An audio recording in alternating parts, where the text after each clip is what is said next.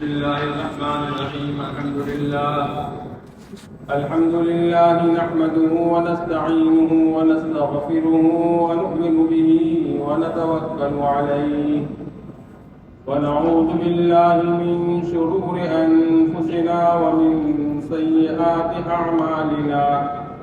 من يهده الله فلا مضل له ومن يضلله فلا هادي له. ونشهد أن لا إله إلا الله وحده لا شريك له. ونشهد أن سيدنا ومولانا محمدا عبده ورسوله صلى الله تعالى عليه وعلى آله وأصحابه وبارك وسلم تسليما كثيرا كثيرا. اما بعد. میرے محترم بزرگوں، بھائیوں اور دوستوں، مسلم شریف کی روایت ہے کہ ایک مرتبہ جناب رسول اللہ صلی اللہ تعالی علیہ وسلم نے صحابہ سے سوال کیا. ایک مرتبہ جناب رسول اللہ صلی اللہ تعالی علیہ وسلم نے صحابہ سے سوال کیا کہ ذرا بتاؤ مفلس کون ہے؟ مفلس کون ہے؟ صحابہ کرام رضوان اللہ تعالی علیہ مجمعین نے جواب میں عرض کیا، یا رسول اللہ صلی اللہ تعالی علیہ وسلم، ہم مفلس اس آدمی کو کہتے ہیں جس کے پاس پیسے نہ ہو.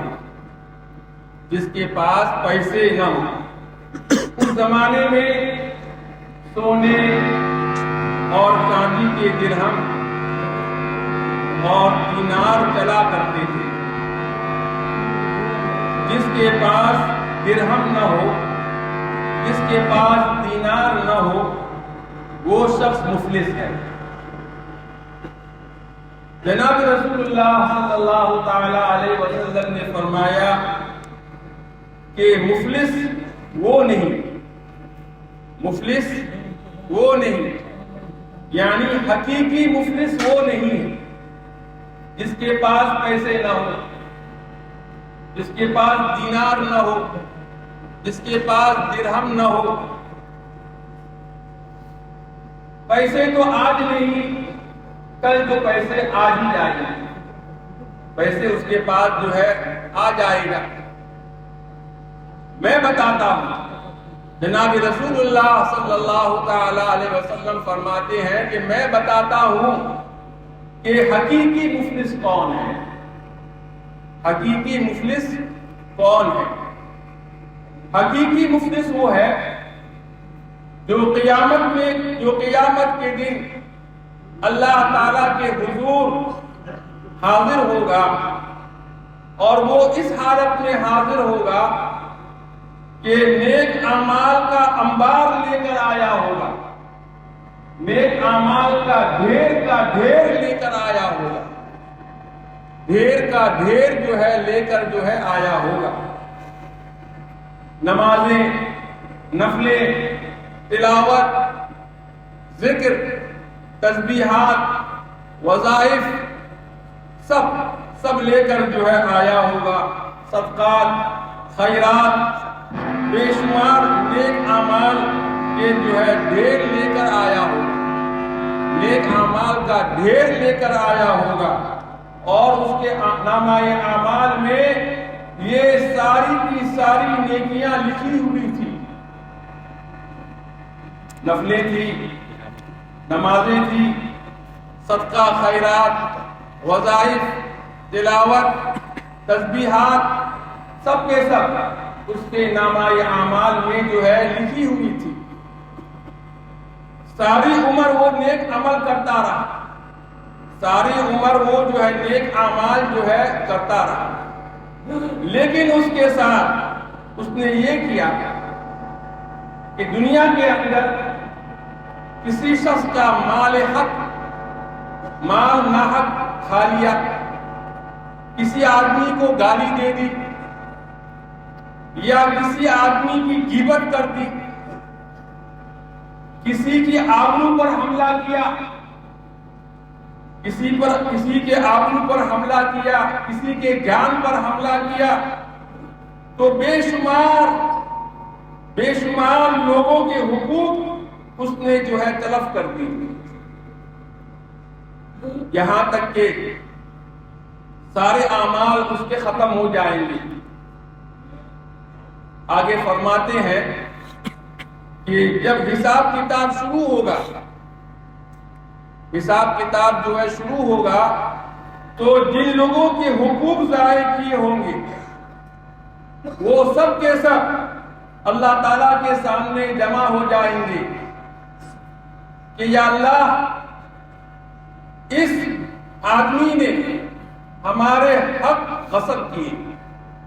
کوئی کہے گا یا اللہ یہ میرا پیسہ کھا گیا، کوئی کہے گا یا اللہ اس نے میری جان پر حملہ کیا تھا، کوئی کہے گا یا اللہ میری آبرو پر حملہ کیا تھا، کوئی کہے گا یا اللہ مجھے گالی دی تھی، کوئی کہے گا یا اللہ اس نے میری غیبت کی تھی۔ لہذا ہمارے حقوق اس سے دلوائیے۔ میرے محترم بزرگوں، بھائیوں اور دوستوں، زبان کے ذریعہ سے جو گناہ ہم کرتے ہیں اور جن کے ذریعہ یہ جو ہے کلم کلا اللہ رب العزت کے ساتھ بے شرمی اور بے حیائی کا ثبوت دیا جاتا ہے، یہ گھنونا جرم غیبت کا، گھنونا جرم غیبت کا، یہ مرض اس قدر عام ہو چکا ہے، غیبت کا مرض اس قدر عام ہو چکا ہے، یہ صورتحال افسوسناک نہیں بلکہ اندیشہ ناک بھی ہے۔ میرے محترم بزرگوں، بھائیوں اور دوستوں، آج کے دور میں اللہ کی خاص توفیق کے بغیر اس گناہ سے بچنے کا تصور بھی نہیں کیا جا سکتا۔ میرے محترم بزرگوں، بھائیوں اور دوستوں، غیبت کے بارے میں اللہ پاک نے قرآن پاک میں فرمایا، أَيُحِبُّ أَحَدُكُمْ أَن يَأْكُلَ لَحْمَ أَخِيهِ مَيْتًا فَكَرِهْتُمُوهُ۔ قرآن کریم میں یہ یقین ہمارے دل میں بیٹھانا چاہتا ہے، قرآن کریم ہمارے دل میں یہ بیٹھانا چاہتا ہے کہ جس طرح تمہاری طبیعت اپنے بھائی کا گوشت کھانے پر آمادہ نہیں ہوتی، اسی طرح تمہیں اس کی برائی کرنے سے بھی پوری طرح احتراز کرنا چاہیے، پوری طرح بچنا چاہیے، پوری طرح سے جو ہے غیبت سے بچنا چاہیے، کیونکہ غیبت کرنا گویا اس کی عزت نفس کو بیچ کھانا ہے، بیچ کھانا۔ میرے محترم بزرگوں، بھائیوں اور دوستوں، جو اسی طرح مکروہ اور ناپسندیدہ ہے، جیسے گوشت کا کھانا، مردار کا گوشت کا کھانا ناپسندیدہ اور جو ہے کراہت کا باعث ہوتا ہے۔ میرے محترم بزرگوں، بھائیوں اور دوستوں، غیبت کیا ہے؟ جب غیبت پر کسی کو ٹوکا جاتا ہے، روکا جاتا ہے کہ بھائی غیبت مت کرو، تو یہ جواب دیتا ہے کیا ہوا؟ کیا ہوا؟ میں تو حقیقت حال بیان کر رہا ہوں، میں تو حقیقت حال بیان کر رہا ہوں۔ گویا کہ یہ حقیقت بیان کرنا یہ گویا کہ یہ حقیقت بیان کرنا جائز ہے، حالانکہ یہ اس کا خام و خیالی ہے، یہ اس کا خام و خیالی ہے۔ جناب رسول اللہ صلی اللہ تعالی علیہ وسلم کا ارشاد ہے، اتدرون ما الغیبہ، اتدرون ما الغیبہ، قالوا اللہ ورسولہ اعلم، قال ذکرک اخاک بما یکرہ، قیل افرأیت لو کان فی اخی ما اقول، قال ان کان فی ما تقول فقد اغتبت وان لم تکن فی فقد بہت۔ یہ حدیث ہے، نبی کریم صلی اللہ تعالی علیہ وسلم سے پوچھا گیا، آپ نے ارشاد فرمایا، کیا تمہیں معلوم ہے غیبت کیا ہے؟ تمہیں معلوم ہے غیبت کیا ہے؟ صحابہ نے عرض کیا، اللہ اور اس کے رسول زیادہ جانتے ہیں۔ تو جناب رسول اللہ صلی اللہ تعالی علیہ وسلم نے ارشاد فرمایا، اپنے بھائی کے بارے میں ان باتوں کا ذکر کرنا جو اسے ناپسند ہو، اسے کہتے ہیں غیبت، اسے کہتے ہیں غیبت۔ ایک شخص نے سوال کیا، اگر میرے بھائی کے اندر وہ صفات ہو، جو کچھ میں نے بیان کیا وہ صفات اس کے اندر موجود ہو، تو آپ اس کے بارے میں کیا فرمائیں گے؟ تو کہا، یہی تو غیبت، یہی تو اس کے پیٹھ پیچھے اس کی برائی بیان کرنا، برائی بیان کرنا، یہی غیبت ہے۔ اگر اس کے اندر یہ صفت نہیں ہے، اس کے اندر یہ صفت نہیں ہے، تو یہ کیا ہے؟ تہمت ہے، یہ کیا ہے؟ تہمت ہے، اور یہ غیبت سے بھی بڑا گناہ ہے، غیبت سے بھی بڑا گناہ ہے۔ میرے محترم بزرگوں، بھائیوں اور دوستوں، یہ غیبت کے بارے میں حدیثوں کے اندر بہت سخت وعید آئی ہے، بہت سخت جو ہے وعید آئی ہے۔ احادیث مبارکہ میں نہایت شدت کے ساتھ اس گھنونا جرم کی بنیادیں اکھاڑ کر پھینکنے کی تلقین فرمائی گئی ہے، اور فرمایا یہ گھنونا حرکت ہے، گھنونا حرکت۔ جناب رسول اللہ صلی اللہ تعالی علیہ وسلم نے غیبت کے متعلق اتنی سخت وعیدیں ارشاد فرمائی ہے، اتنی سخت وعیدیں ارشاد فرمائی ہے، یہ جنہیں پڑھ کر رونگٹے کھڑے ہو جاتے ہیں، رونگٹے، اس کو جو ہے انگلش میں کہتے ہیں گوس بمپس، گوس بمپس، رونگٹے کھڑے ہو جاتے ہیں۔ برمیز میں ہم کہتے ہیں نا، چتیں کھالا، چتیں کھالا، یہ رونگٹے کھڑے ہو جاتے ہیں۔ اتنی سخت وعیدیں ہیں، اتنی سخت وعیدیں ہیں غیبت کے بارے میں، مگر ہم جو ہے آج کل اس کو کچھ سمجھتے ہی نہیں، غیبت کو کچھ سمجھتے ہی نہیں۔ ایک مرتبہ جناب رسول اللہ صلی اللہ تعالی علیہ وسلم نے فرمایا کہ سفر معراج میں جب آپ سفر معراج کے لیے تشریف لے گئے تو وہاں دوزخ کو بھی آپ کو بتایا گیا، دوزخ کا معائنہ ہوا۔ دوزخ کے معائنہ کے وقت کچھ جو ہے ایسے لوگوں کو دیکھا جو مردار کھا رہے تھے، مردار کھا رہے تھے۔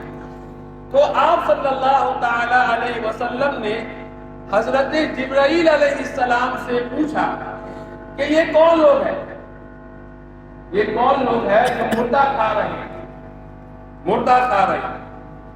تو حضرت جبرائیل علیہ السلام نے جواب دیا، هؤلاء الذين يأكلون لحوم الناس، یہ وہ لوگ ہیں دنیا میں لوگوں کا گوشت یعنی ان کی عزت کھاتے تھے، یعنی غیبت کیا کرتے تھے۔ اللہ تعالی ہم سب کو غیبت کرنے سے حفاظت فرمائے۔ آمین۔ بہت بری چیز ہے۔ اسی طرح جناب رسول اللہ صلی اللہ تعالی علیہ وسلم فرما رہی ہیں، دوزخ میں کچھ ایسے بد نصیبوں کو بھی میں نے دیکھا، بدنصیبوں کو بھی دیکھا جو اپنے تانبے، ان کا ناخن کو اللہ تعالیٰ نے تانبے کا بنا دیا، تانبے کے ناخنوں سے وہ جو ہے اپنا چہرہ اور اپنا سینہ جو ہے کھرچ رہی، کھرچ رہے۔ تو جناب رسول اللہ صلی اللہ تعالی علیہ وسلم نے پوچھا حضرت جبرائیل سے کہ یہ کون لوگ ہیں،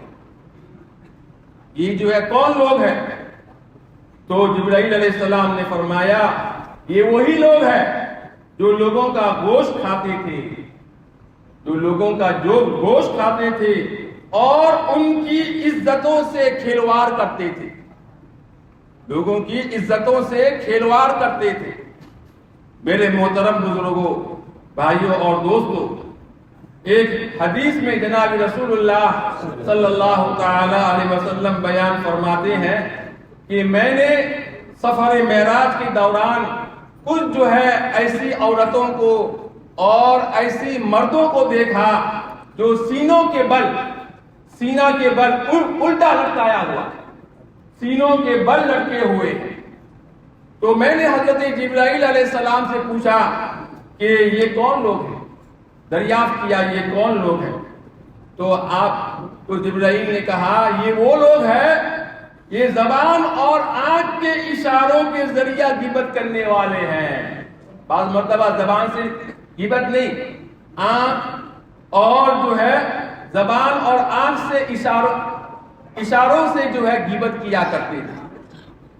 میرے محترم بزرگوں، بھائیوں اور دوستوں، ایک حدیث میں جناب رسول اللہ صلی اللہ تعالی علیہ وسلم نے غیبت اور کسی مسلمان کی آبروریزی کو بدترین سود سے تعبیر کیا۔ سود کے 70 سے زیادہ دروازے ہیں، ان میں سب سے کمتر سود کے دروازے کا گناہ ایسا ہے کہ نعوذ باللہ کوئی شخص اپنی ماں سے بحالت اسلام بدکاری کرے اور سود کا 1 درہم 35 مرتبہ زنا کرنے سے بھی سخت ہے، سخت ہے۔ اور سب سے سخت ترین سود اور سب سے بڑا سود، بدترین سود کسی مسلمان کی عزت اور حرمت کو پامال کرنا ہے، کسی مسلمان کو بے عزت کرنا ہے۔ یہ میرے محترم بزرگوں، بھائیوں اور دوستوں، حضرت امام بخاری رحمت اللہ علیہ کا زہد اور تقوی مشہور ہے۔ حضرت امام بخاری رحمت اللہ علیہ اپنے بارے میں خود فرماتے ہیں کہ مجھے امید ہے کہ اللہ تعالیٰ قیامت کے روز مجھ سے غیبت کا سوال نہیں کرے گا، عمر بھر میں نے کسی کی غیبت نہیں کی، سبحان اللہ، اللہ اکبر، کیا ان کا جو ہے زہد اور تقوی۔ اسی طرح حضرت حاجی امداد اللہ مہاجر مکی رحمت اللہ علیہ کا معمول تھا کہ ان کے یہاں نہ تو کسی کو غیبت کرنے کی اجازت تھی، نہ وہ غیبت کے یعنی کسی کے بارے میں اس بارے میں کچھ سنتے بھی وہ نہیں تھے۔ کسی کی شکایت نہ سنی جاتی تھی، اور وہ نہ وہ کسی سے بدگمان ہوتے تھے، بدگمان ہوتے تھے۔ اگر کوئی شخص کوئی بات آ کے نقل کرتا تو سن کر آپ فرما دیتے تھے ہو سکتا ہے تم غلط کہتے ہو، وہ ایسا نہیں ہے، وہ ایسا نہیں ہے، تم غلط ہو سکتا ہے تم غلط کہتے ہو۔ ایک مرتبہ کہتے ہیں تھانہ بھون کے زمانہ قیام میں ایک آدمی نے آ کر کہا کہ حضرت فلاں فلاں فلاں آدمی آپ کے بارے میں کچھ نازیبہ باتیں جو ہے بری باتیں آپ کے بارے میں وہ کہہ رہے ہیں۔ تو حضرت حاجی صاحب رحمۃ اللہ علیہ نے اسے جواب دیتے ہوئے فرمایا کہ اس نے تو میری پیٹھ پیچھے برائی کی تھی، اس نے تو میری پیٹھ پیچھے برائی کی تھی، اور تو نے میرے منہ کے سامنے آ کر میری برائی کر دی، تو نے تو میرے منہ کے سامنے آ کر میری برائی کر دی، اس لیے تو اس سے زیادہ برا ہوا، تو اس سے زیادہ کیا ہوا؟ برا ہوا۔ حضرت حاجی امداد اللہ مہاجر مکی رحمت اللہ علیہ اس جواب کا ان کے جواب کا یہ اثر ہوا کہ اسے پھر کبھی کسی کی شکایت لے کر آنے کی حضرت کے سامنے ہمت نہیں ہوئی، جرأت نہیں ہوئی۔